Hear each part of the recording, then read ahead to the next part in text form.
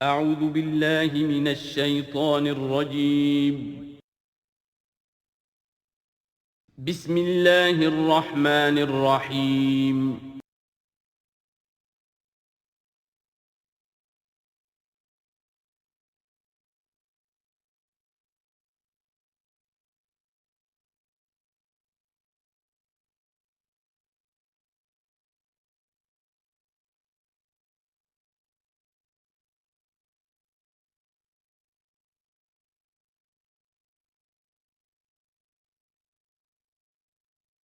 اما بعد فاعوذ باللہ من الشیطان الرجیم براءۃ من اللہ ورسولہ الی الذین عاہدتم من المشرکین فسیحوا فی الارض اربعۃ اشہر واعلموا انکم غیر معجز اللہ وان اللہ مخزی الکافرین صدق اللہ العظیم رب اشرح لی صدری ویسر لی امری واحلل عقدۃ من لسانی یفقہوا قولی اللہم ربنا الہمنا رشدنا واعذنا من شرور انفسنا اللہم ارنا الحق حقا وارزقنا اتباعہ وارنا الباطل باطلا وارزقنا اجتنابہ اللہم طہر قلوبنا من النفاق واعمالنا من الرياء آمین یا رب العالمین۔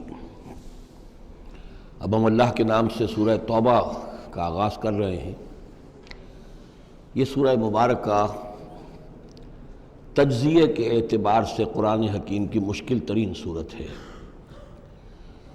اس میں کئی خطبات ہیں جو مختلف مواقع پر نازل ہوئے ہیں، اور چونکہ قرآن مجید میں یہ چیز محفوظ نہیں ہے کہ کون سا خطبہ کس وقت نازل ہوا، اس کے حوالے سے بڑی تحقیق کی ضرورت ہوتی ہے، اور جن لوگوں نے اتنی تکلیف گوارا نہیں کی ہے وہ بہت سے مغالطوں میں خود بھی مبتلا ہوئے ہیں اور دوسروں کو بھی مبتلا کیا ہے۔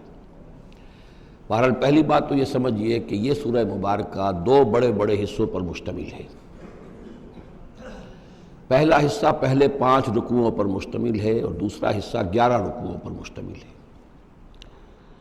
فلسفہ دین اور فلسفہ رسالت کے اعتبار سے ان دونوں حصوں کے مابین فرق یہ ہے کہ نبی اکرم صلی اللہ علیہ وسلم کی جو بعثت ہوئی تھی، براہ راست بعثت جن میں سے آپ خود تھے، یہ بعثت خصوصی ہے، بعثت خاصہ ہے کہ جو مشرکین عرب کی طرف ہے، بنی اسماعیل کی طرف ہے۔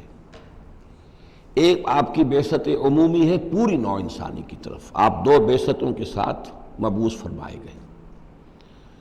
آپ کی جو بعثت خصوصی ہے الی اہل العرب، بنی اسماعیل، مشرکین عرب، چونکہ آپ انہی میں سے تھے اور انہی کی زبان میں آپ نے آخری اتمام حجت کر دیا، لہذا ان کے ضمن میں اللہ تعالیٰ کا جو قدیم قانون ہے رسولوں کے بارے میں کہ اگر کوئی قوم جس کی طرف رسول بھیجا جائے اور وہ اتمام حجت کر دے اور پھر بھی وہ قوم تسلیم نہ کرے تو اس قوم کو ہلاک کر دیا جاتا تھا، عذاب استیصال۔ تو اس قوم کے حق میں تو یہ آخری فیصلہ جو ہے اللہ تعالیٰ کا اسی قانون کے تحت نافذ ہوا۔ اس آخری فیصلے کا جو معاملہ ہے وہ ہے جو پہلے 5 رکوعوں میں آیا ہے۔ یہ حضور صلی اللہ علیہ وسلم کی بعثت خصوصی سے متعلق ہے، اہل عرب کی طرف۔ البتہ چونکہ آپ کی بعثت عمومی ہے پوری نوع انسانی کے لیے، آپ نے جزیرہ نما عرب میں دین کو غالب کر دیا، قائم کر دیا۔ بعثت خصوصی کا تو گویا کہ آخری مقصد آخری درجے میں مکمل ہو گیا، لیکن یہ بعثت عمومی کے کام کا آپ نے آغاز فرمایا ہے صلح حدیبیہ کے بعد۔ آپ نے 7 ہجری تک کوئی مبلغ، کوئی داعی کہیں باہر نہیں بھیجا، جب تک کہ جزیرہ نما عرب میں اس حد تک کامیابی نہیں ہو گئی کہ قریش نے آپ کو تسلیم کر لیا اور آپ کے ساتھ صلح کی، تو جس کو کہ اللہ تعالیٰ نے انا فتحنا لک فتحا مبینا قرار دیا ہے، اس وقت تک آپ نے اپنی پوری توجہ، آپ نے پورا وقت، آپ نے ساری صلاحیتیں، اپنی قوتیں مرکوز رکھی ہیں جزیرہ نما عرب کے اندر۔ البتہ جب اس حد تک کام پورا ہو گیا سن 7 میں، سن 6 میں صلح حدیبیہ ہوئی ہے، تو اس کے بعد آپ نے نامہ بر بھیجے، اپنے خطوط بھیجے، قیصر کے نام بھیجا، کسریٰ کے نام بھیجا، مقوقس کے نام بھیجا، نجاشی بھی اب جو اس وقت تھا، وہ نجاشی جو ایمان لائے تھے فوت ہو چکے تھے، ان کی تو غائبانہ نماز جنازہ بھی حضور نے پڑھائی تھی۔ اب جو نجاشی تھے وہ مسلمان نہیں تھے، ان کے پاس بھی خط گیا۔ ان خطوط کے نتیجے میں سلطنت روما سے ایک ٹکراؤ شروع ہو گیا۔ غزوہ موتا ہوا اور اس کے بعد غزوہ تبوک۔ یہ جو دو غزوات ہیں ان کا تعلق حضور کی بعثت عمومی سے ہے کہ اب بیرون ملک عرب آپ کی دعوت کا اور آپ کی اقامت دین کی جد و جہد کا دائرہ وسیع ہو رہا ہے۔ تو 11 رکوع اس سورہ مبارکہ کے اس سے بحث کر رہے ہیں، وہ غزوہ تبوک کے گرد ہیں۔ ان میں سے 4 رکوع وہ ہیں کہ جو غزوہ تبوک کے لیے ذہنی تیاری کے لیے، اور اس کے بعد کچھ آیات وہ ہیں کہ جو تبوک جاتے ہوئے اور تبوک سے واپسی پر نازل ہوئیں، اور کچھ حصہ وہ ہے جو تبوک سے واپس آ کر نازل ہوا۔ وہ تو ہیں 11 رکوع جو 6 سے شروع ہو کر 16 تک جائیں گے مسلسل۔ البتہ پہلے 5 رکوع وہ ہیں کہ جن میں اندرون جزیرہ نمائے عرب، اندرون ملک آپ کے جو مشن تھا اس کی تکمیل کا جو آخری مرحلہ تھا اس کا اعلان ہو رہا ہے۔ اب یہ جو 5 رکوع ہیں ان میں بھی ایک عجیب تقسیم ہے۔ ان میں 2 رکوع وہ ہیں کہ جو سن 8 ہجری میں فتح مکہ سے قبل نازل ہوئے، ان میں تیار کیا گیا ہے مسلمانوں کو فتح مکہ کے لیے کہ وہ نکلیں، اور ساری رد و قدا ہو رہی ہے کچھ لوگوں کی طرف سے، کچھ منافقین کی طرف سے، کچھ سادہ دل مسلمانوں کی طرف سے، نیک دل مسلمانوں کی طرف سے، کچھ ایسے لوگوں کی طرف سے کہ جن کے وہاں رشتہ دار ہیں کہ اب اگر جنگ ہوگی اور جا کر ہم حملہ کریں گے مکے پر تو اس سے یہ ہے کہ ان رشتہ داروں کو بھی غضب پہنچے گا۔ کچھ ایسے مسلمان تھے جن کی فیملیز وہاں تھیں اور انہیں اندیشہ تھا کہ وہ کہیں جب یہ چکی پیسے گی تو کہیں گندم کے ساتھ گھن بھی نہ پس جائے۔ تو ایک رد و قدا ہے جو ان 2 رکوعوں میں آپ کو ملے گی کہ جو نازل ہوئے ہیں سن 8 میں فتح مکہ سے قبل، اور 3 رکوع وہ ہیں کہ جو نازل ہوئے ہیں سن 9 میں ذی قعدہ کے بعد۔ اور یہ جب کہ فتح مکہ ہو چکا، اس سال حضور نے حج نہیں کیا، پھر اگلے سال آپ نے بھی دوبارہ حج نہیں کیا، لیکن آپ نے ایک قافلہ بھیج دیا تھا کہ وہ جائے، اور اس کے امیر کی حیثیت سے حضرت ابوبکر صدیق رضی اللہ تعالیٰ عنہ تھے امیر الحج۔ لیکن جب وہ قافلہ روانہ ہو چکا تھا ذی قعدہ سن 9 میں، تو پھر وہ آیات نازل ہوئیں کہ جو 3 رکوعوں پر مشتمل ہیں، جن میں آخری اعلان کیا گیا ہے کہ اب آئندہ یہاں کوئی مشرک حج کے لیے نہیں آئے گا۔ سن 9 کا حج وہ مشترک تھا، اس میں اہل ایمان بھی تھے اور اہل شرک بھی تھے، مشرکین مکہ بھی تھے، ان کو بھی اجازت تھی۔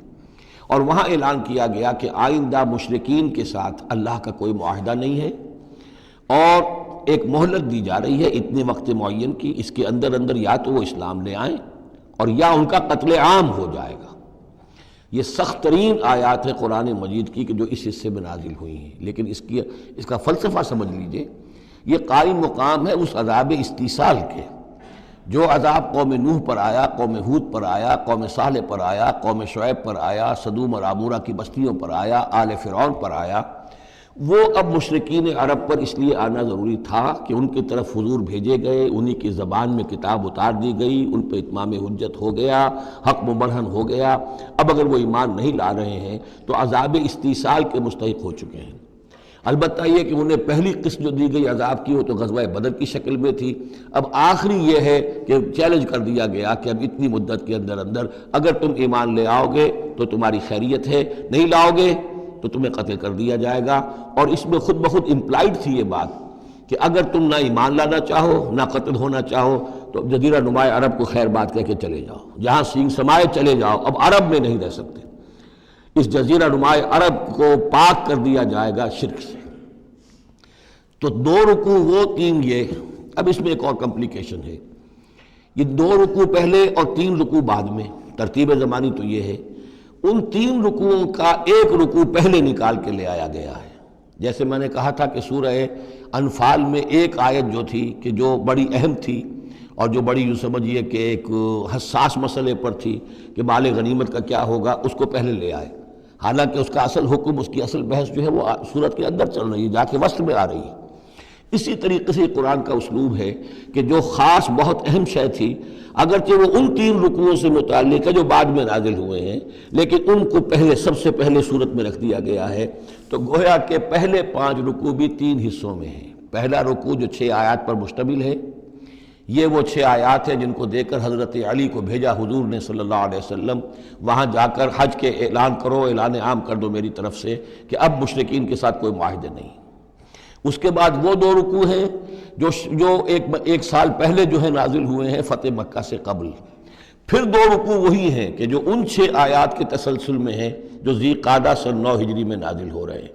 تو یہ 3 حصوں میں پہلے 5 رکوع ہیں، لیکن ان 5 رکوعوں کا تعلق محمد الرسول اللہ صلی اللہ علیہ وسلم کی بعثت خصوصی کا جو تکمیلی مرحلہ ہے در حقیقت اس سے ہے. برات من اللہ ورسولہ، اعلان برات ہے، لا تعلقی کا اعلان ہے اللہ اور اس کے رسول کی طرف سے. الی الذین عاہدتم من المشرکین، ان لوگوں کی جانب جن سے اے مسلمانوں تم نے مشرکوں میں سے معاہدے کیے. اللہ کی طرف سے سارے معاہدے ختم. البتہ یہ بڑا کیٹیگوریکل سٹیٹمنٹ جو آیا ہے، اس کے بعد اس کے اندر تھوڑی تھوڑی وہ جو ہے تفصیل جب آئے گی تو اس میں رعایتیں دی گئی ہیں، لیکن اعلان ایسا ہے. اور اس صورت سے پہلے یہ واحد صورت ہے قرآن مجید کی جس سے پہلے آیت بسم اللہ نہیں ہوتی. اور اس کا سبب یہ بیان کیا ہے حضرت علی رضی اللہ تعالیٰ عنہ نے کہ یہ صورت تو ننگی تلوار لے کر نازل ہوئی ہے. آیت بسم اللہ میں تو اللہ کے نام ہے الرحمن الرحیم، تو یہ صورت جو ہے یہ تو ننگی تلوار لے کر نازل ہوئی ہے. اہل شرک کے لیے جو اعلان اس میں کیا گیا ہے کہ ان کو قتل کیا جائے گا، قتل عام ہوگا، تو گویا کہ اس کے مضامین جو ہیں اللہ تعالیٰ کی وہ رحمانیت اور رحیمیت کے ساتھ بظاہر ان کی مناسبت نہیں ہے، اس لیے اس صورت سے قبل آیت بسم اللہ نہیں لکھی جاتی. واللہ عالم. برات من اللہ ورسولہ الی الذین عاہدتم من المشرکین، اعلان برات ہے، اعلان لا تعلقی ہے اللہ اور اس کے رسول کی طرف سے ان تمام لوگوں سے کہ جن سے مسلمانوں نے معاہدے کیے. فسیحوا فی الارض 4 اشہر، تو گھوم پھر لو اس زمین میں، یعنی اس جزیرہ نما عرب میں 4 مہینے کی تمہیں مہلت دی جا رہی ہے. وَاعْلَمُوا أَنَّكُمْ غَيْرُ مُعْجِزِ اللَّهِ، اور جان لو کہ تم اللہ کو عاجز نہیں کر سکتے، اللہ کو شکست نہیں دے سکتے. وَأَنَّ اللَّهَ مُخْزِي الْكَافِرِينَ، اور اللہ تعالیٰ کافروں کو رسوا کر کے رہے گا. اب ان کے لیے یہ آخری جو ہے قسط جو ہے اللہ تعالیٰ کی طرف سے عذاب کی وہ آ کر رہے گی.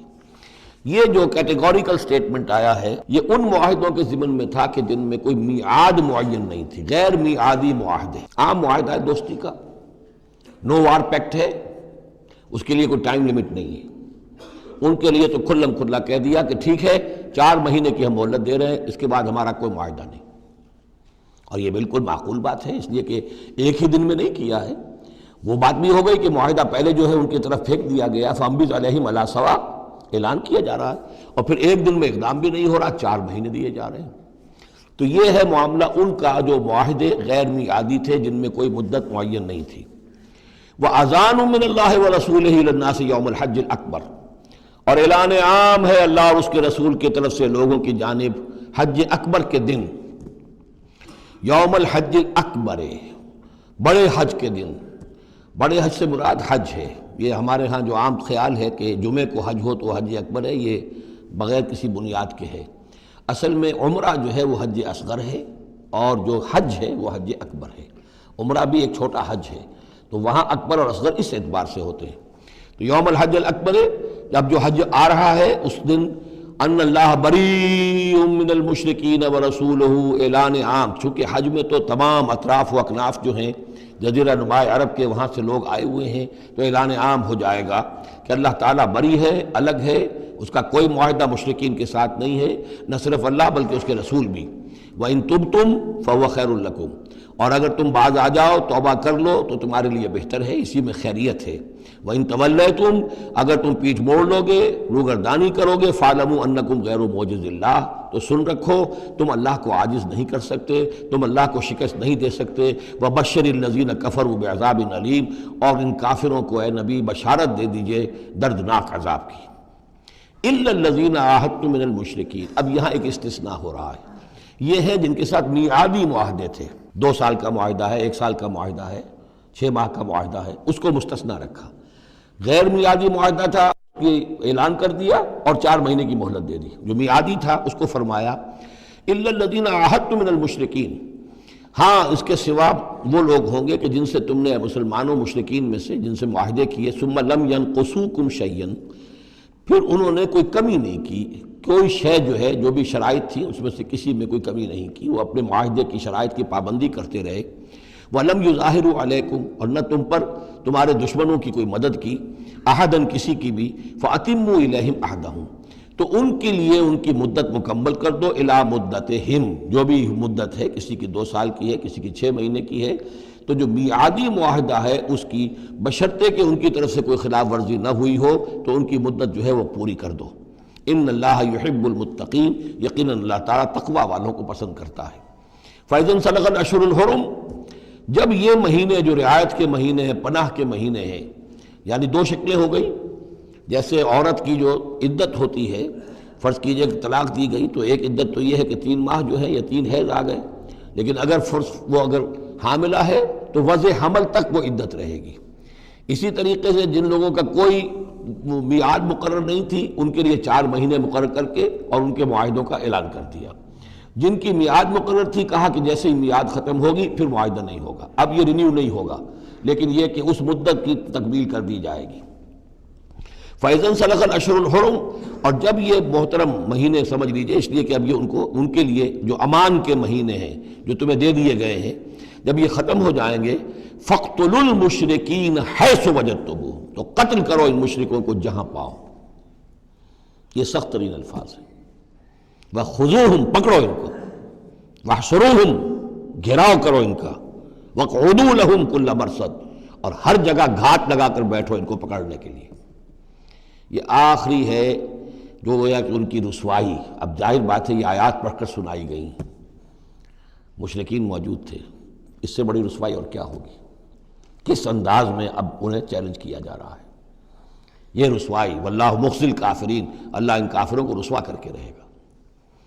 حضرت علی کو بھیجا گیا اس لیے کہ قافلہ روانہ ہو چکا تھا، پھر یہ آیتیں اتری ہیں 6، تو ان آیتوں کو دے کر حضور نے بھیجا کہ علی جاؤ اور میرے نمائندے کی حیثیت سے حج کے اجتماع میں تم اعلان کرو، اس لیے کہ عرب کا رواج یہ تھا کہ کسی بڑی شخصیت کی طرف سے اتنا بڑا اعلان وہ کوئی اس کا قریبی عزیز کر سکتا تھا۔ تو وہ قافلہ حج جو ہے کہیں پڑاؤ پر تھا، درمیان میں حضرت علی پہنچے، امیر تھے حضرت ابوبکر رضی اللہ تعالی عنہ۔ تو جب حضرت علی وہاں پہنچے ہیں تو پہلا سوال کیا حضرت ابوبکر نے، امیر او مامور، آپ امیر بنا کر بھیجے گئے یا مامور؟ اگر تو مجھے معذور کر کے آپ کو امیر بنا کر بھیجا ہے حضور نے تو آپ یہاں بیٹھیے، میں ادھر بیٹھوں گا، لیکن اٹ مسٹ بی نون ہو از ہو، اور اگر آپ مامور ہیں میں ہی امیر ہوں تب بھی ٹھیک ہے، لیکن معلوم ہونا چاہیے۔ یہ نظم کا معاملہ ہے دین کے اندر، جماعتی زندگی، اور مسلمانوں کا حال یہ ہو گیا کہ سب سے زیادہ غیر منظم قوم دنیا میں مسلمانوں کی۔ یہاں یہ کہ آتے ہی پہلی بات یہ ہو رہی ہے امیرون اور مامورون، بات طے ہو جانی چاہیے، آپ امیر ہو کر آئے ہیں تو میں چارج دیتا ہوں آپ کو، اور مامور ہے تو مجھے معلوم ہونا چاہیے۔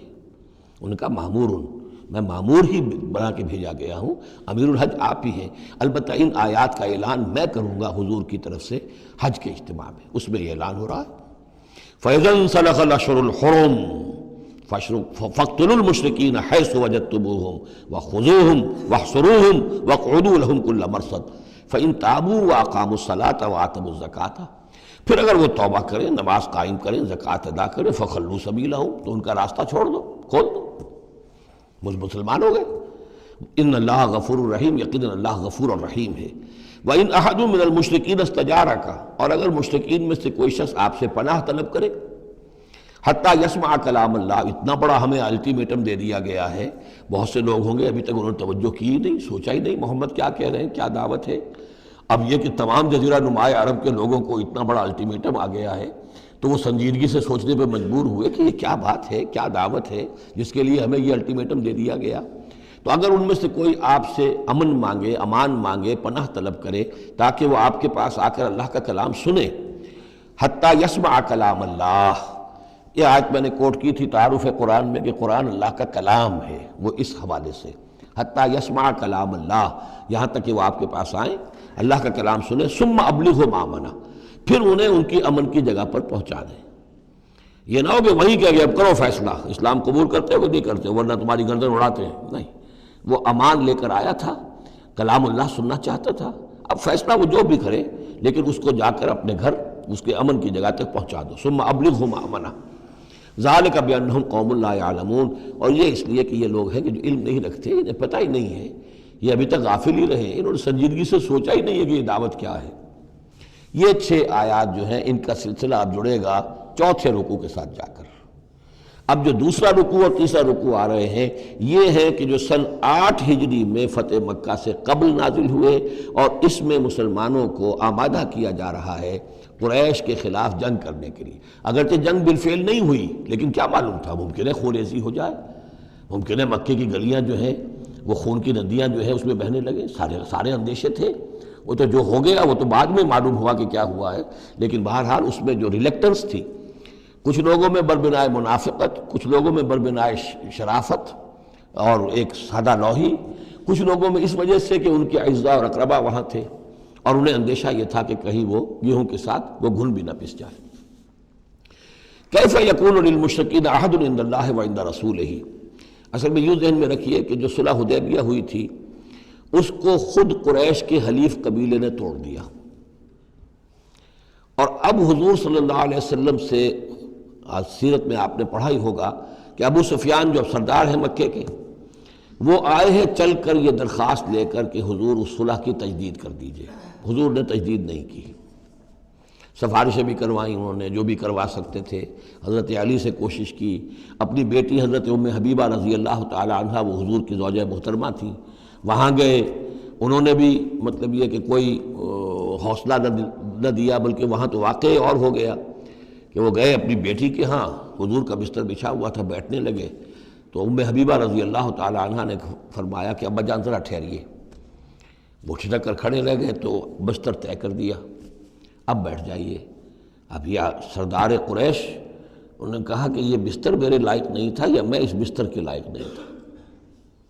حضرت ام حبیبہ فرماتی ابا جان آپ اس بستر کے لائق نہیں ہیں، یہ نبی کا بستر ہے اور آپ ناپاک ہیں، آپ مشرک ہیں، تو اب کیا کہیں، ان سے سفارش کرو میری۔ معلوم ہوا کہ وہ ساری گئے تو تھے اس لیے کہ بیٹی سے سفارش کروا دیں گے تو شاید زبان میں نہ کھل سکی ہو، پر اس وقت ہو سکتا ہے کہ بہت سے لوگوں نے یہ چیمے گوئیاں کی ہو کہ دیکھیے اچھی بات نہیں ہے، صلح اچھی بات ہوتی ہے، اب یہ قریش کا سردار آیا ہے، گڑ گڑا رہا ہے، سفارشیں کروا رہا ہے، تو صلح کر لینی چاہیے، کیوں صلح نہیں کر رہے حضور؟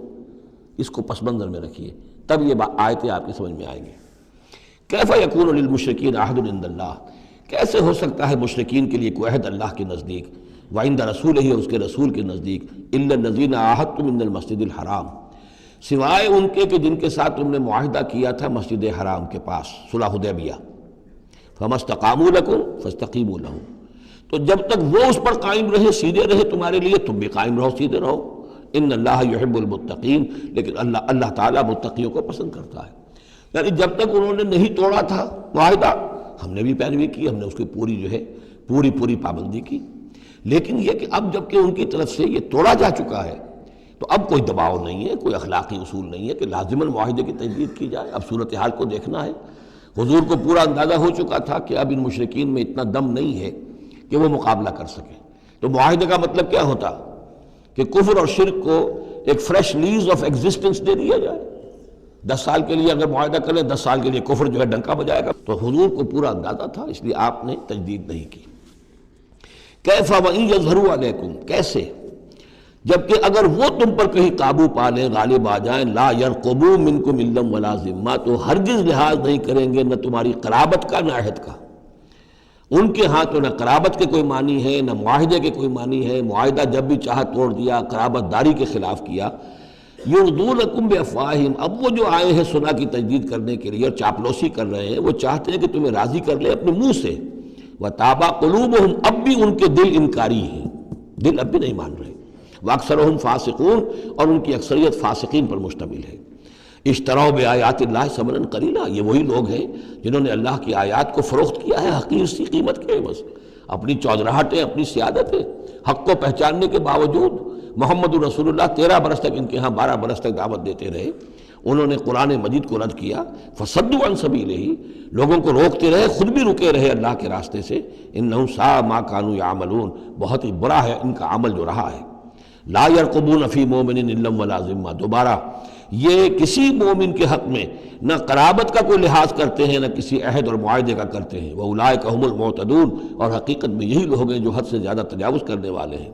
فَإِن تَابُوا وَأَقَامُوا الصَّلَاةَ وَآتَوُا الزَّكَاةَ، پھر بھی اللہ نے راستہ کھلا رکھا ہوا ہے، اب بھی کھلی بات ہے کہ اگر وہ توبہ کریں اور نماز قائم کریں اور زکوٰۃ دیں فاخوانکم فی الدین، تو وہ تمہارے دینی بھائی ہیں. ونفصل الآیات لقوم یعلمون، اور ہم اپنی آیات کی تفصیل بیان کر رہے ہیں ان لوگوں کے لیے جو علم رکھتے ہیں، جو علم حاصل کرنا چاہیں.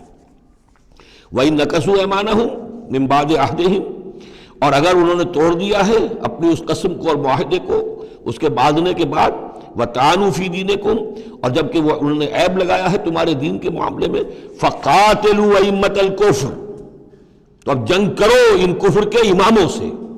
یہ ہے الفاظ جو بہت نوٹ کرنے کے. ائمۃ الکفر کون تھے جزیرہ نما عرب میں؟ کافر تو سب تھے، مشرک سب تھے. ائمۃ الکفر، ائمۃ الشرک، یہ قریش تھے، متولی کعبے کے، بتوں کے مجاور. یہ سارا مرکز جو ہے شرک کا جو بنایا، اللہ کے گھر کو توحید کا مرکز تھا اسے شرک کا اڈا بنا دیا. یہ ہے امام. جب تک ان کو شکست نہ دی جائے تو ظاہر بات ہے کہ جزیرہ نما عرب پر دین کے غلبے کا تصور نہیں ہے. چاہے وہاں کوئی فارمل حکومت نہیں تھی، کوئی سلطنت نہیں تھی، کوئی ریاست نہیں تھی، کوئی جو ہے فارمل دارالخلافہ نہیں تھا، لیکن معنوی اعتبار سے یہ ام القریٰ، یہ مرکزی بستی ہے، یہ ہے اس پورے جزیرہ نما عرب کا صدر مقام ایک اعتبار سے. اور یہاں کے جو لوگ ہیں ائمۃ الکفر، ان کے ساتھ جنگ کرو. فقاتلوا ائمۃ الکفر، تو قتال کرو ان کفر کے اماموں سے. انہم لا ایمان لہم، ان کی کسی قسم کا کوئی پاس نہیں، ان کی کوئی قسمیں نہیں ہیں، کوئی اعتبار نہیں. لعلہم ینتہون، شاید کہ وہ باز آ جائیں، یعنی سختی سے شاید باز آ جائیں. اے مسلمانوں، نرمی کے ساتھ وہ باز آنے والے نہیں. الا تقاتلون قوما نکثوا ایمانہم، کیا ہو گیا تمہیں؟ تم جنگ نہیں کرنا چاہتے ایسی قوم سے جنہوں نے اپنے عہد کو توڑا؟ معاہدہ انہوں نے توڑا ہے، مسلمانوں نے تو نہیں توڑا، نہ مسلمانوں کے حلیف قبیلے نے توڑا. انہوں نے وعدہ جو کیا تھا اس کو توڑا ہے. تو کیا ہو گیا تمہیں؟ شرافت کی وجہ سے یا بزدلی کی وجہ سے یا منافقت کی وجہ سے یا اور کسی سبب سے تم ان سے جنگ نہیں کرنا چاہتے؟ الا تقاتلون، کیا تم قتال نہیں کرنا چاہتے قوماً اس قوم سے نکثوا ایمانہم، جنہوں نے اپنی قسمیں توڑی. وہموا باخراج الرسول، یہی تو ہے کہ جنہوں نے رسول کو مکے سے نکلنے پر مجبور کیا.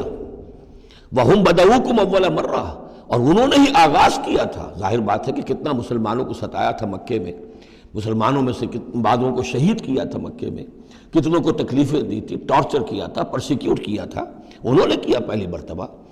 اتخشونہم، اب دیکھیے یہ ہے وہ سرچنگ کوسچن. اے مسلمانوں، کیا ان سے ڈر رہے ہو؟ یہ کوئی بزدلی ہے جو تم پر طاری ہو گئی ہے؟ قریش کے خلاف اقدام سے گھبرا رہے ہو؟ اتخشونہم فاللہ احق ان تخشوہ ان کنتم مؤمنین، تو اگر تم مومن ہو تو اللہ زیادہ حقدار ہے کہ تم اس سے ڈرو. اب یہ اس کا حکم ہے، تمہیں اقدام آخری کرنا ہے.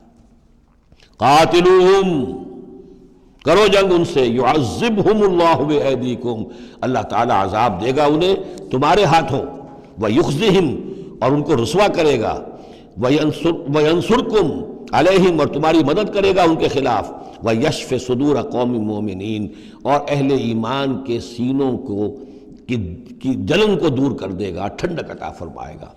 یعنی اب بھی مکے میں ایسے لوگ تھے کہ جن پر ٹارچر ہو رہا تھا، وہ جو ضعیف تھے، جو نہیں کر سکتے تھے، سفر نہیں کر سکتے تھے، یا خواتین تھیں، تو ان کے اوپر جو بھی ظلم ہو رہے تھے، تو جب ان لوگوں کی اب درگت بنے گی تو ان کے بھی دلوں کو کچھ ٹھنڈک ملے گی، اور ان کو بھی کچھ نہ کچھ ان کے احساسات جو ہیں اس کے اندر کچھ سکون ہوگا. وَيُذْهِبْ غَيْظَ قُلُوبِهِمْ، ان کے دلوں میں جو غصہ بھرا ہوا، غم بھرا ہوا، اللہ تعالیٰ اسے نکالے گا. وَيَتُوبُ اللَّهُ عَلَىٰ مَن يَشَاءُ، اور اللہ تعالیٰ توبہ نصیب کر دے گا جس کو چاہے گا توبہ کی توفیق دے دے گا. وَاللَّهُ عَلِيمٌ حَكِيمٌ، اور اللہ تعالیٰ علیم اور حکیم ہے. اب تیسری مرتبہ وہ آیت آ گئی ہے قرآن میں. ام حسبتم ان تترکوا،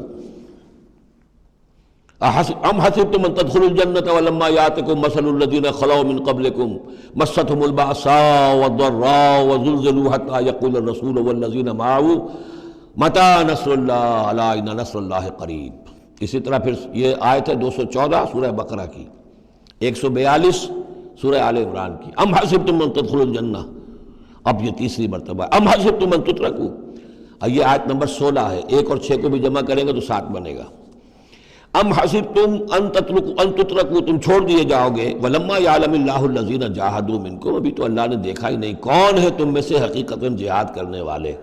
دوسری قوموں کے خلاف جہاد کرنا اور تھا، اب اپنی قوم کے خلاف جہاد کرنے کے لیے جانا، ظاہر بات ہے کہ اس کے اندر ایک اور اضافی امتحان ہے جو اللہ تمہارا لے لینا چاہتا ہے۔ وَلَمْ يَتَّخِذُوا مِن دُونِ اللَّهِ وَلَا رَسُولِهِ وَلَا الْمُؤْمِنِينَ وَلِيًّا، اور دیکھ لینا چاہتا ہے اللہ کہ کون ہیں وہ لوگ کہ جو اللہ کے سوا اور اس کے رسول کے سوا اور اہل ایمان کے سوا کسی کے ساتھ دلی تعلق، دلی محبت اور دلی رازداری کا کوئی تعلق نہیں رکھتے۔ یہ رشتے جب تک کٹیں گے نہیں ایمان کی تلوار سے، اس وقت تک تمہارا خلوص جو ہے اللہ کے ساتھ اور دین کے ساتھ وہ کیسے ثابت ہوگا؟ واللہ خبیر بما تعملون، اور جو کچھ تم کر رہے ہو اللہ اسے باخبر ہے۔ ما کان للمشرکین ان یعمروا مساجد اللہ، ان مشرکوں کا تو یہ حق نہیں ہے کہ وہ آباد کریں اللہ کے گھروں کو۔ یہ مسجد ہے، اللہ کا گھر ہے، یہ بیت اللہ ہے، یہ مشرکین اس کے متولی بنے بیٹھے ہیں، ان کا کوئی حق نہیں ہے۔ یہ توحید کا مرکز ہے بیت اللہ۔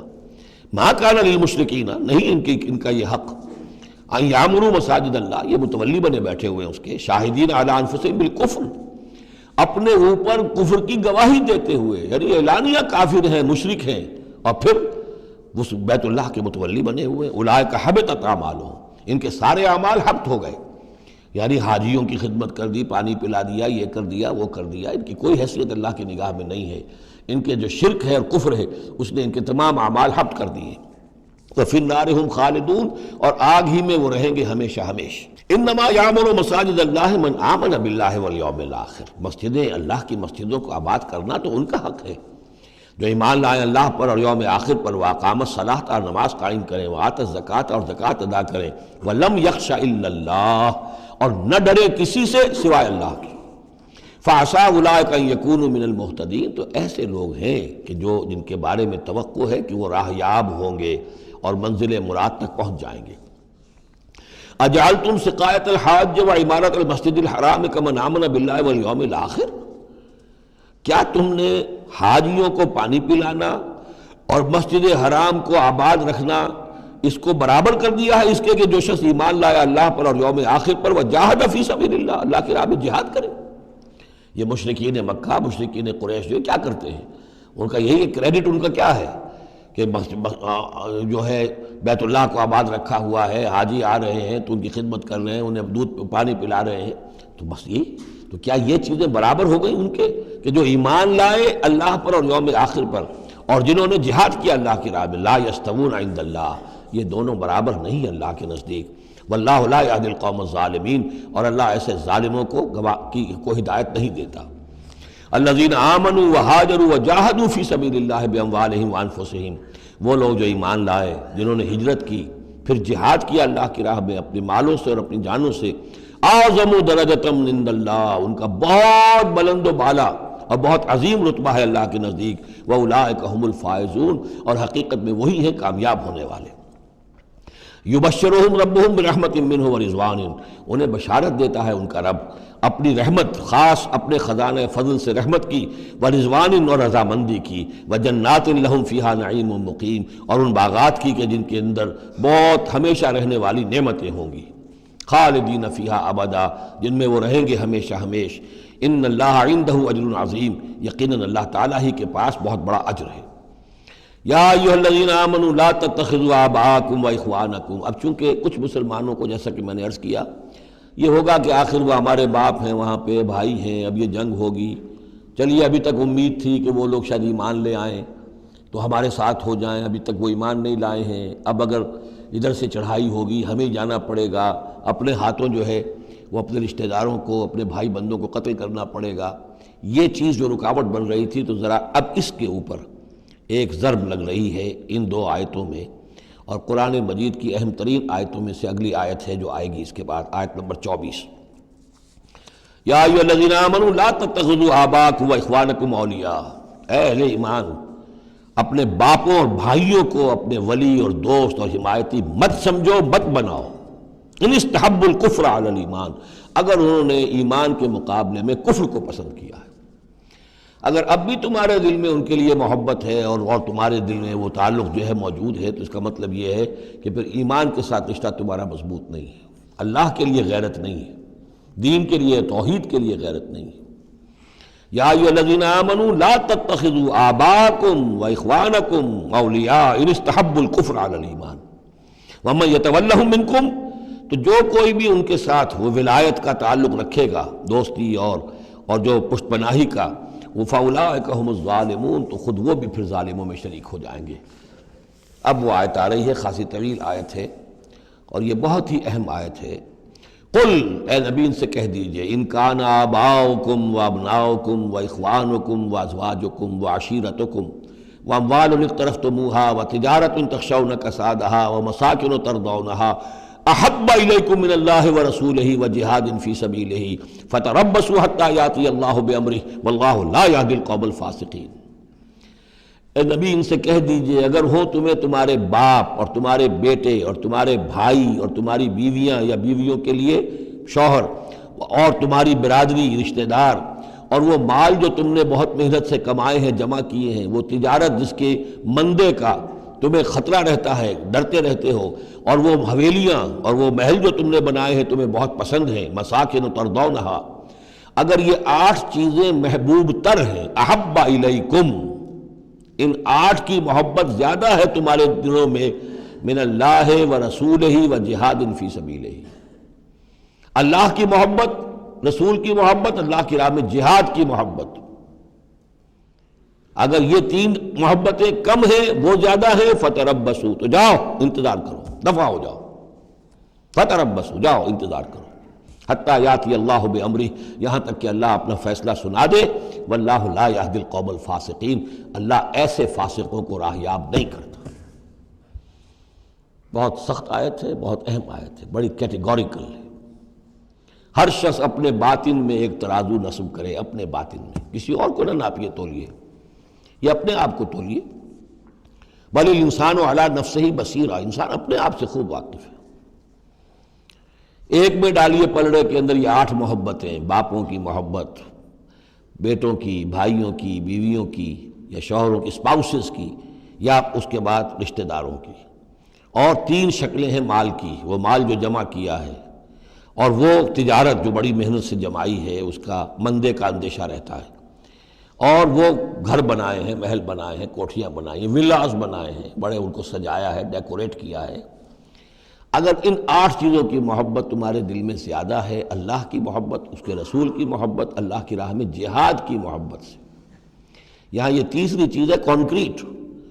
پہلی 2 تو آپ کہہ سکتے ہیں میرے دل میں بڑی محبت ہے، آپ کو کیا پتہ، ٹھیک ہے بھائی، ہو سکتا ہے ٹنوں محبت ہو اللہ کی آپ کے دل میں، اور رسول کا بھی عشق ہو سکتا ہے کہ ٹنوں ہو آپ کے دل میں، لیکن تیسری محبت تو نظر آ جائے گی، اللہ کی راہ میں جہاد کی محبت کتنی ہے۔ اگر یہ 3 محبتیں ہلکی ہیں، وہ پلڑا بھاری ہے، فتربصوا حتی یاتی اللہ بامرہ، تو جاؤ انتظار کرو یہاں تک کہ اللہ اپنا فیصلہ سنا دے، اور اللہ ایسے فاسقوں کو، ایسے ناہنجاروں کو، ایسے سرکشوں کو اللہ تعالیٰ ہدایت نہیں دیتا۔ یہ سیلف اسیسمنٹ سکیم ہے، ہر شخص خود اپنا جائزہ لے، کہاں کھڑا ہے، اس کی allocation of time, allocation of energies, اپنی صلاحیتیں کہاں لگا رہا ہے، کہاں کھپا رہا ہے، کس کام میں لگا رہا ہے۔ اسی کو پھر علامہ اقبال نے ایک شعر میں جمع کر دیا ہے، یہ مال و دولت دنیا، یہ رشتہ و پیوند، بتان وہم و گما لا الہ الا اللہ۔ مال و دولت دنیا کی 3 شکلیں، دولت جیسے بھی ہو، ایسٹس ہوں، بینک بیلنس ہو، سٹاکس ہوں، جو بھی ہو، یہ مال و دولت دنیا۔ نمبر 2 جائیداد ہے، نمبر 3 بزنس ہے یا کیریئر ہے، پروفیشن ہے، اور رشتہ و پیوند جو سب سے قریبی ہو سکتے ہیں، باپ، بیٹا، بھائی اور اسپاؤس، اور جو بھی اور رشتہ دار ہیں۔ یہ مال و دولت دنیا، یہ رشتہ و پیوند، بتان وہم و گما، یہ صرف بت ہیں، ہمارے اپنے وہم کے، توہم کے، ان کی کوئی حقیقت نہیں ہے۔ بتان وہم و گما لا الہ الا اللہ۔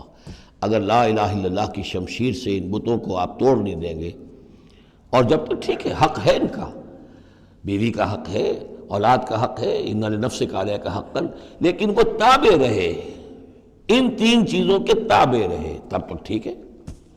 اور اگر ان 3 چیزوں سے وہ اوپر چلا گیا، کوئی بھی ایک بھی، تو بس وہ توحید ختم ہے، اب وہ شرک ہے۔ لقد نصرکم اللہ فی مواطن کثیرۃ ویوم حنین، اور اے مسلمانوں تمہاری اللہ نے مدد کی بہت سے مواقع پر، اور خاص طور پر یوم حنین۔ اب ظاہر بات ہے کہ یہ حصہ وہ ہے جو نازل ہو رہا ہے، جو کہ ہم کون سے رکوع میں پہنچ گئے؟ چوتھے رکوع میں پہنچ گئے، تو چوتھا اور پانچواں پھر وہ ہے جو ذی قعدہ سن 9 میں نازل ہو رہا ہے۔ تیسرا رکوع جہاں ختم ہوا وہ 2 رکوع ختم ہو گئے کہ جو قریش پر حملے کے ضمن میں اور مکے کی طرف اقدام کے ضمن میں جو رد و قدا ہو رہی تھی، اور وہ فتح مکہ سے پہلے نازل ہوئے سن 8 ہجری میں، رمضان سے قبل۔ اب یہ پھر وہی سلسلہ جڑ گیا جو 6 آیتیں ہم پہلے پڑھائے ہیں ذی قعدہ سن 9 ہجری میں جو نازل ہوئی اسی کے ساتھ۔ اب ظاہر بات ہے کہ اس وقت جو ہے غزوہ حنین بھی ہو چکا تھا۔ لقد نصرکم اللہ فی مواطن کثیرۃ، اللہ نے تمہاری مدد کی ہے مسلمانوں بہت سے مواقع پر، ویوم حنین، حنین کے دن بھی کی، اذ اعجبتکم کثرتکم، جب کہ تمہیں اپنی کثرت پر ناز ہو گیا تھا۔ اب یہ بھی یہ نہ سمجھیے کہ سب مسلمانوں کو ہو گیا تھا۔ حضور جب فتح مکہ کے وقت آئے ہیں مکے میں تو 10,000 مسلمان آپ کے ساتھ تھے۔ پھر اس کے بعد آپ نے جب طائف پر حملے کا فیصلہ کیا اور اس کے بعد آپ میدان میں نکلے اور حنین کی جنگ ہوئی ہے تو 12,000 کا لشکر آپ کے ساتھ تھا۔ 10,000 وہ تھے اور 2,000 یا تو وہ لوگ تھے جو فتح مکہ کے بعد ایمان لائے، 9 مسلم سمجھ لیجئے اسی وقت جو ایمان لائے، اور یا ابھی وہ مشرک ہی تھے لیکن چونکہ اب وہ رعایا ہو گئے مسلمانوں کی تو وہ بھی گویا کہ شریک تھے اس میں ان کے خادموں اور معاونین کی حیثیت سے۔ 12,000 کا یہ لشکر جب گزر رہا تھا ایک وادی سے، اور اس وادی کے دونوں طرف پہاڑیاں تھیں، تو جو تیر انداز تھے اور وہ بہت ہی نشانے والے لوگ تھے تو انہوں نے مورچے بنا رکھے تھے پہاڑیوں کے اوپر، ان کے اوپر سے تیروں کی بوچھاڑ آئی ہے، تو یہ نشیب میں ہے، وادی میں ہے، اوپر سے بیراج آ رہا ہے، اس کے نتیجے میں بھگدڑ مچ گئی۔ بعض روایات میں تو آتا ہے کہ حضور کے ساتھ صرف 30-40 آدمی رہ گئے، علامہ شبلی نے یہی لکھا ہے 30-40 آدمی رہ گئے، لیکن سید سلیمان ندوی نے پھر اپنے استاد سے اختلاف کرتے ہوئے اسی میں سیرت النبی میں نوٹ دیا کہ نہیں 300-400 آدمی رہ گئے تھے، لیکن 300-400 آدمی بھی رہ جائیں 12,000 میں سے تو بھگدڑ بہت بڑی۔ اس وقت پھر حضور خود اپنی سواری سے اترے ہیں، علم اپنے ہاتھ میں لیا ہے، رجز آپ نے پڑھا ہے، انا النبی لا کذب انا ابن عبد المطلب، میں نبی ہوں اس میں کوئی شک نہیں، چاہے یہ 12,000 میرا ساتھ دے تب بھی نبی ہوں، کوئی ساتھ نہ دے تب بھی نبی ہوں، اور میں عبد المطلب کا بیٹا یعنی پوتا میدان میں موجود ہوں۔ اس پر پھر یہ کہ آپ نے لوگوں سے کہا کہ پکارو الیہ یا عباد اللہ، الیہ یا اصحاب الشجرہ، الیہ یا اصحاب البدر، کہاں جا رہے ہو اے بدریوں، کہاں جا رہے ہو اے جو صلح حدیبیہ کے وقت جنہوں نے مجھ سے بیعت کی تھی موت کی، بیعت رضوان، کہاں جا رہے ہو؟ پھر لوگ پلٹے ہیں، پھر فتح ہو گئی۔ اذ اعجبتکم کثرتکم، جب کہ تمہیں اپنی کثرت پر ناز ہو گیا تھا، فلم تغن عنکم شیئا، تو وہ کثرت تمہیں کچھ نہ بچا سکی، کچھ کام نہ آ سکی تمہارے، وضاقت علیکم الارض بما رحبت، اور تم پر زمین اپنی پوری فراخی کے باوجود تنگ آ گئی، تنگ پڑ گئی، تنگ ہو گئی، ثم ولیتم مدبرین، اور پھر تم پیچھ موڑ کر بھاگے، ثم انزل اللہ سکینتہ علی رسولہ، پھر اللہ نے نازل فرمایا اپنی طرف سے سکون اور تسکین اپنے رسول پر، وعلی المومنین، اور اہل ایمان پر، وانزل جنودا لم تروها، اور اس وقت بھی اللہ نے ایسے لشکر بھی اتارے جنہیں تم نے نہیں دیکھا، وعذب الذین کفروا، اور عذاب دیا کافروں کو، وذالک جزاء الکافرین، اور یقیناً یہ کافروں کا بدلہ یہی ہے۔ ثم یتوب اللہ من بعد ذلک علی من یشاء، پھر اس کے بعد بھی اللہ تعالیٰ توبہ نصیب فرما دے گا اپنے بندوں میں سے جس کو چاہے گا، اللہ غفور اور رحیم ہے۔ یا ایھا الذین آمنوا انما المشرکون نجس فلا یقربوا المسجد الحرام بعد عامہم ھذا، اہل ایمان یہ مشرک ناپاک ہیں، پلید ہیں، تو اب یہ اس سال کے بعد مسجد حرام کے قریب نہ پھٹکنے پائیں۔ سن 9 کا حج جو ہے کھلا تھا مشرکین کے لیے بھی اور اہل ایمان بھی گئے، حضرت ابو بکر کی زیر امارت قافلہ حج مدینے سے گیا، حضور نہیں گئے۔ اسی میں اعلان یہ بھی کر دیا گیا اب آئندہ سال سے کوئی مشرک قریب نہیں آ سکے گا، نہ بیت اللہ کے، بیت الحرام کے، نہ حج کے لیے آ سکے گا۔ لا یقرب المسجد الحرام بعد عامہم ھذا، اس سال کے بعد اب وہ قریب نہ پھٹکے مسجد حرام کے۔ وَإِنْ خِفْتُمْ عِلَّةً، اب اندازہ ہوا ہوگا کہ یہ تو آتے تھے لوگ تو ہماری آمدنی ہوتی تھی، حاجی آتے تھے، قربانیاں کرتے تھے، کچھ اور نظریں چڑھاتے تھے، چڑھاوے چڑھاتے تھے تو ہماری آمدنی ہوتی تھی۔ وَإِنْ خِفْتُمْ عِلَّةً، اگر تمہیں فقر کا اندیشہ ہو، فَسَوْفَ يُغْنِيكُمُ اللَّهُ مِنْ فَضْلِهِ، تو ان قریب اللہ تعالیٰ تمہیں غنی کر دے گا اپنے فضل سے، انشاء، اگر وہ چاہے گا۔ ان اللہ علیم الحکیم، یعنی اتنی آئیں گی غنیمتیں تمہارے پاس کہ تم سے سنبھالی نہیں جائیں گی۔ حضور کے انتقال کے بعد چند سال کے اندر اندر سلطنت فارس اور سلطنت روما اور وہاں سے جو سیلاب آیا ہے مال غنیمت کا، تو حضور نے تو یہی فرمایا تھا کہ اے مسلمانوں، اس دنیا سے جاتے ہوئے آپ نے فرمایا تھا کہ مجھے تم پر فقر کا اندیشہ نہیں ہے، مجھے تو اندیشہ اب یہ ہے کہ تم پر دولت کے انبار آ جائیں گے تمہارے قدموں میں، اور پھر تم اس دولت کی وجہ سے ایک دوسرے کی گردنیں مارو گے۔ ان اللہ علیم الحکیم قاتل الذین لا یؤمنون باللہ ولا بالیوم الآخر ولا یحرمون ما حرم اللہ ورسولہ ولا یدینون دین الحق من الذین اوتوا الکتاب حتی یعطوا الجزیۃ عن ید وہم صاغرون۔ یہ آیت بھی فلسفہ دین کے اعتبار سے بہت اہم ہے۔ جنگ کرو ان لوگوں سے جو نہ ایمان رکھتے ہیں اللہ پر نہ یوم آخر پر، جو حرام نہیں ٹھہراتے جس کو اللہ اور اس کے رسول نے حرام ٹھہرایا، اور نہ قبول کرتے ہیں دین حق کی تابع داری من الذین اوتوا الکتاب، ان لوگوں میں سے کہ جن کو کتاب دی گئی تھی، حتی یعطوا الجزیۃ عن ید وہم صاغرون، یہاں تک کہ وہ اپنے ہاتھ سے جزیہ پیش کریں اور چھوٹے ہو جائیں، نیچے رہے، تابع ہو جائیں۔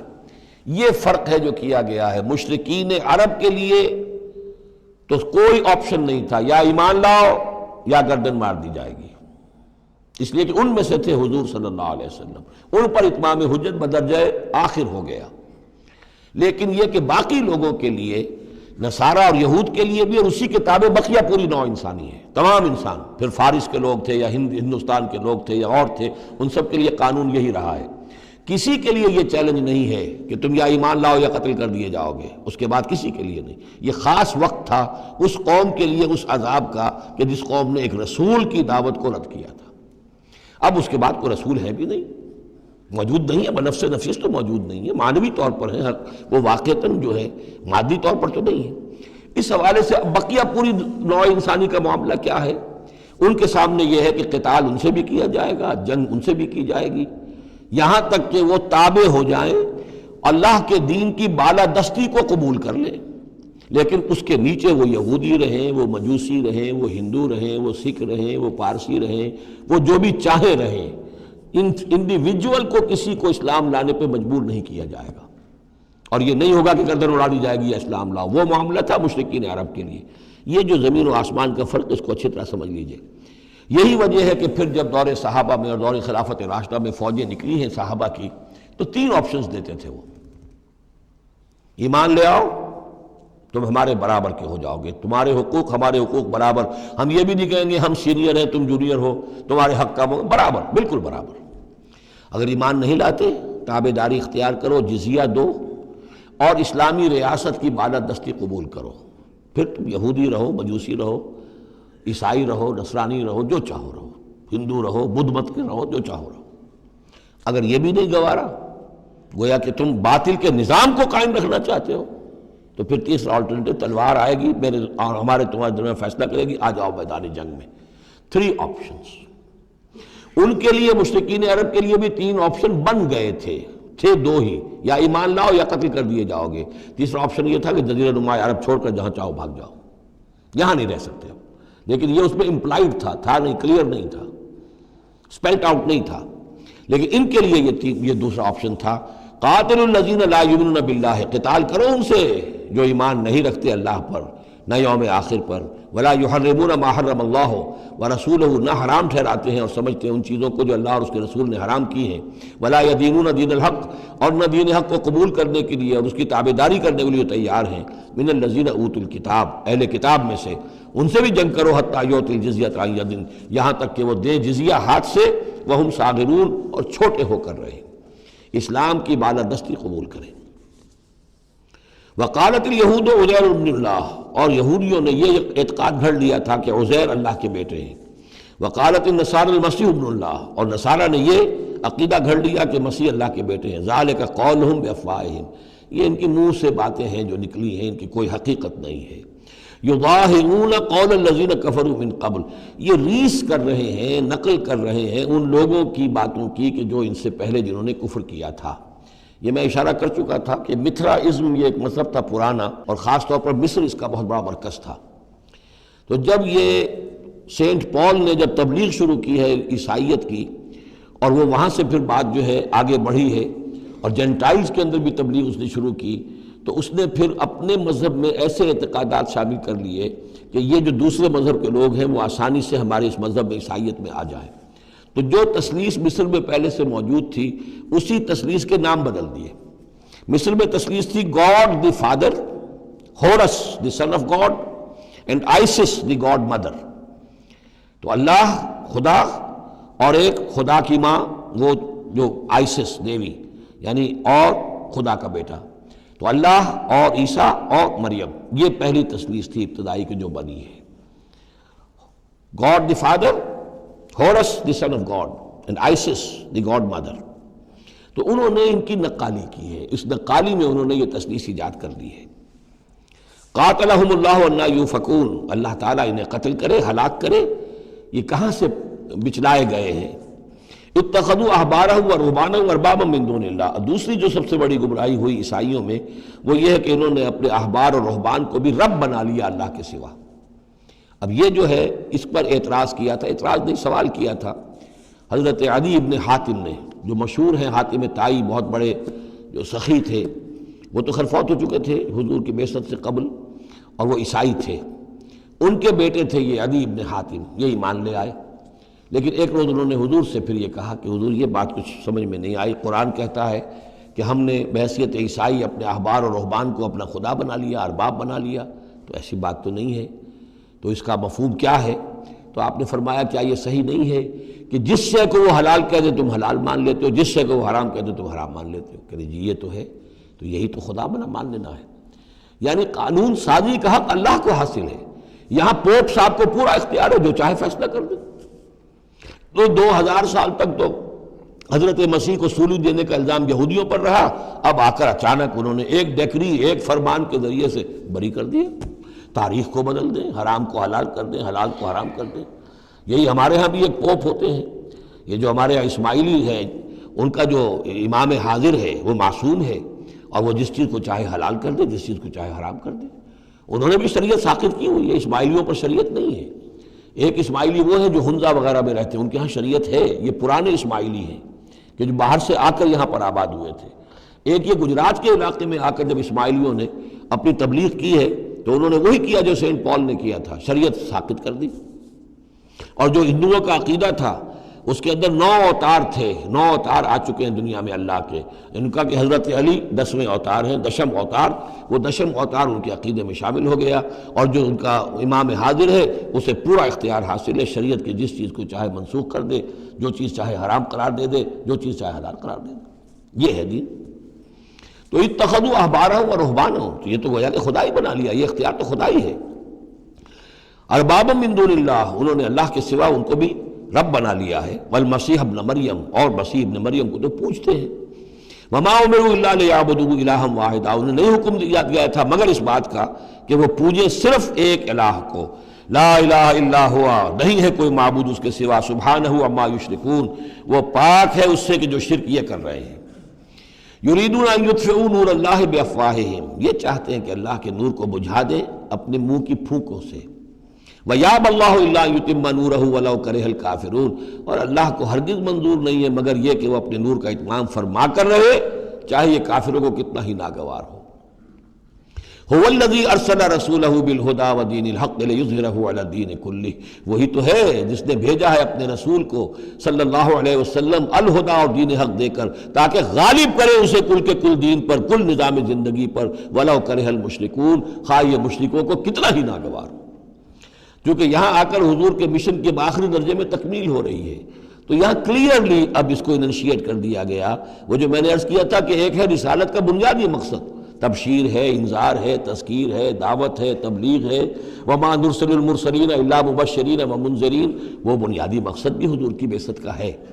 لیکن حضور کا ایک امتیازی مقصد ہے، تکمیل رسالت کا جو مظہر ہے وہ ہے کہ دین کو غالب کرنا بالفعل.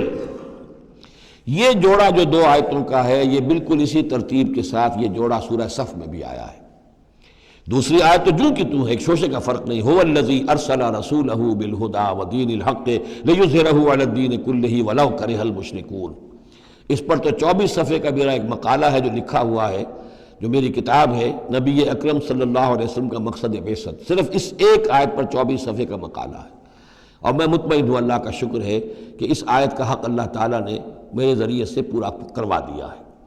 اس میں کسی اعتبار سے، اس لیے کہ لوگ اس میں سے اپنے لیے راستے نکالتے ہیں، چور دروازے، یہ تو جی اللہ غالب کرنے والا ہے، کوئی انسان غالب کرنے والے تھوڑا ہی ہیں، اور یہ ہے اور وہ ہے، اس لیے کہ جو آدمی کام چور ہے چاہتا ہے کسی طریقے سے کوئی راہ فرار ہو، بھاگنے کا کوئی راستہ مل جائے، لیکن آپ اگر اس کو پڑھیں گے تو معلوم ہوگا کوئی راستہ فرار کا نہیں ہے۔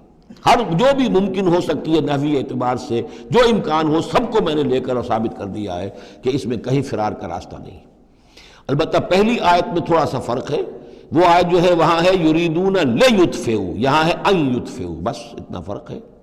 بافواہہم یریدون لیطفئوا نور اللہ بافواہہم، یریدون ان یطفئوا نور اللہ بافواہہم، وہاں ہے واللہ متم نورہ ولو کرہ الکافرون، یہاں ہے ویابی اللہ الا ان یتم نورہ ولو کرہ الکافرون۔